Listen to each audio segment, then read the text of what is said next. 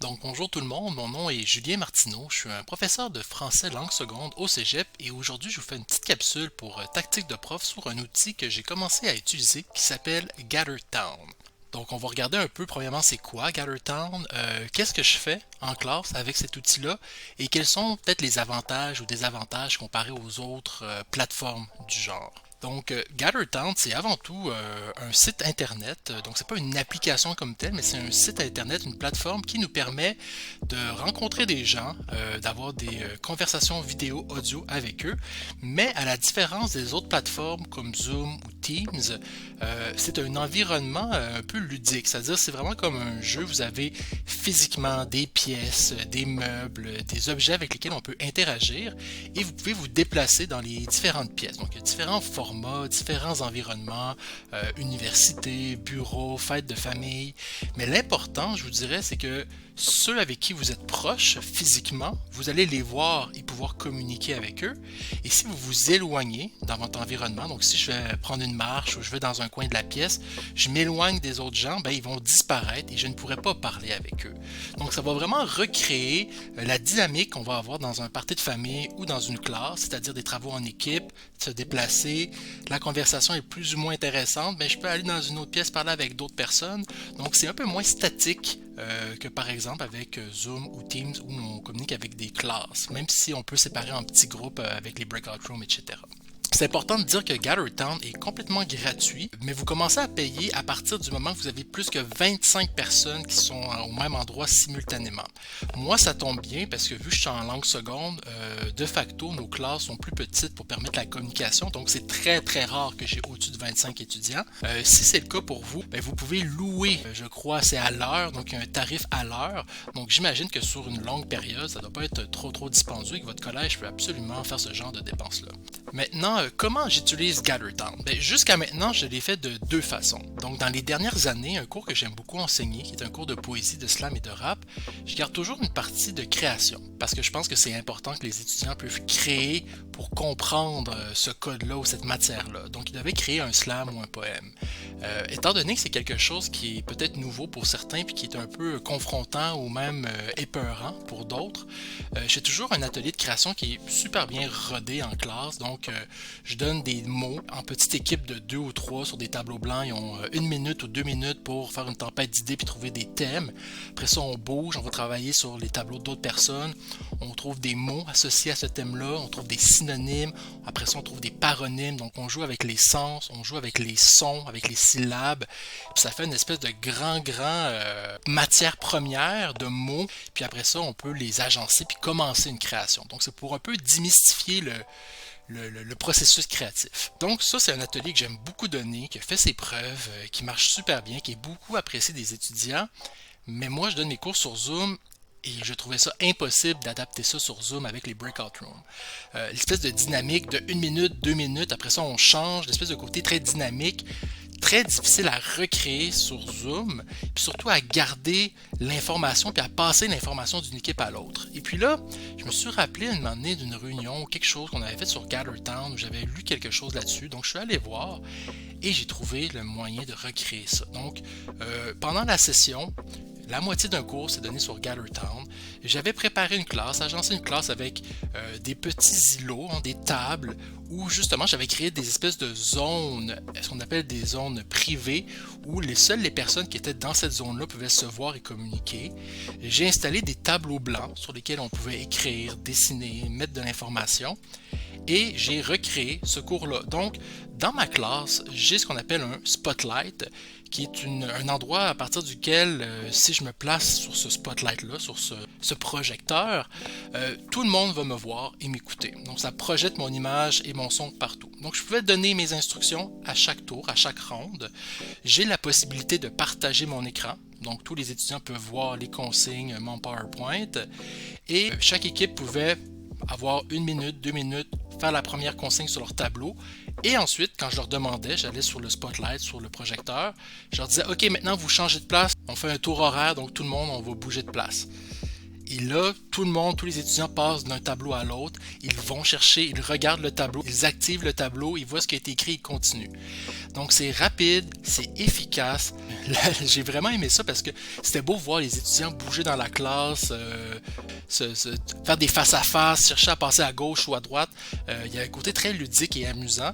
Puis ce que j'ai vraiment aimé, c'est qu'à la fin du cours, ben, il y a des étudiants qui sont restés. Le cours était terminé, ils ont fait le tour, ils ont regardé les tableaux, ils ont regardé les réponses des autres. J'étais obligé de les mettre dehors, comme dans une vraie classe, comme dans la vraie vie. Fait qu'il y a vraiment quelque chose qui a fonctionné pour un atelier pratique. Les tableaux, c'est une des nombreuses choses qu'on peut faire, parce qu'on peut mettre des liens, des hyperliens vers des documents Google qu'on peut rédiger en groupe. On peut mettre des vidéos, on peut mettre des documents, des liens vers d'autres sites qui sont accessibles à partir d'objets, donc des notes, un document qui traîne sur une feuille, une télé dans une classe. Donc il y a vraiment beaucoup de modifications qu'on peut amener à notre environnement en tant que professeur. Puis ce qui est intéressant quand on travaille avec des tableaux blancs justement dans GatherTown, c'est qu'on peut facilement exporter le résultat sous différents formats. Puis aussi même si vous quittez la classe, vous fermez la fenêtre de votre navigateur web, ben vous revenez puis il y a encore l'information, elle n'est pas effacée. C'est comme dans une vraie classe, quand je sors de ma classe, il y a encore l'écriture sur les tableaux blancs. La deuxième chose que j'ai faite avec GatherTown, ça a été pour moi mes heures de bureau. J'ai toujours trouvé que les heures du bureau sont essentielles dans un apprentissage d'un point de vue pédagogique. Et sur Zoom, j'ai beau avoir des heures disponibles sur Zoom, c'est toujours compliqué quand je rencontre des étudiants. Des fois, c'est des questions plus personnelles. Donc là, je dois faire des rencontres individuelles. Mais des fois, ça serait pratique, comme dans la vie d'un bureau, d'avoir plusieurs étudiants puis pouvoir répondre à une question puis que tout le monde en profite puis créer des discussions. Donc, j'ai trouvé que cet aspect-là était un peu perdu sur Zoom et le côté logistique était très difficile. Fait que ce que j'ai fait cette session-ci, je me suis créé un bureau pour mes heures de bureau. Donc, le jeudi, de 10h à midi, je suis dans mon bureau et j'ai différentes choses. Donc, j'ai une salle de réunion pour ceux des étudiants veulent travailler en équipe, être ensemble. J'ai un bureau personnel, un espace privé où je peux faire des rencontres individuelles avec certains étudiants pendant que les autres peuvent parler, discuter, faire des travaux. Je peux rencontrer plusieurs étudiants à la fois, avoir des discussions avec eux. J'ai même fait une petite zone de jeu juste pour essayer de les attirer. On ne sait jamais d'un coup qui restent et qui parlent. Donc, je voulais recréer cet aspect-là où on peut avoir des discussions de groupe sans sacrifier justement le côté individuel. Et aussi, mon deuxième objectif avec ça, c'était de créer des espaces de rencontre. Je crois que vous le savez, un aspect qui est fondamental au cégep, c'est le côté social, c'est le côté communautaire. Et on voit avec l'enseignement à distance que c'est aussi un aspect très important pour la réussite et la motivation. Le fait d'être avec des gens, le fait de rencontrer des gens, de communiquer puis d'apprendre aussi avec les pairs, avec nos pairs. Donc, mon but, je ne sais pas si ça va marcher, je viens de commencer, mais j'aimerais que des étudiants puissent venir, se connecter et tout simplement rencontrer des gens de d'autres groupes, d'autres classes, d'autres cours, parler avec eux, rencontrer ces gens-là, faire des travaux avec eux, se poser des questions. Donc c'est un peu ce que je veux faire en ce moment. Puis il y a une fonction qui est intéressante aussi, je peux me mettre inactif ou occupé et puis je peux faire autre chose sur mon ordinateur et puis s'il y a un étudiant qui veut me poser une question, ben il y a juste à venir me voir puis avoir un petit bouton sonnerie qui va m'appeler, qui va faire un rappel, un son pendant que je travaille, puis je peux aller me connecter après ça sur GatherTown voir qu'est-ce qui se passe. Donc pour l'instant, je vous dirais c'est ce que je fais. C'est sûr, c'est pas parfait. Donc je vous dirais que les avantages puis les inconvénients, ben les avantages, c'est que il y a un côté très ludique. Il y a un côté qui va recréer la dynamique qu'on a en classe ou dans nos heures de bureau, c'est-à-dire avec du mouvement, des interactions, côté social, individuel ou en groupe. Donc ça, c'est vraiment, vraiment très apprécié. Les désavantages, je vous dirais, c'est que c'est quand même un objet, une plateforme qui est relativement nouvelle.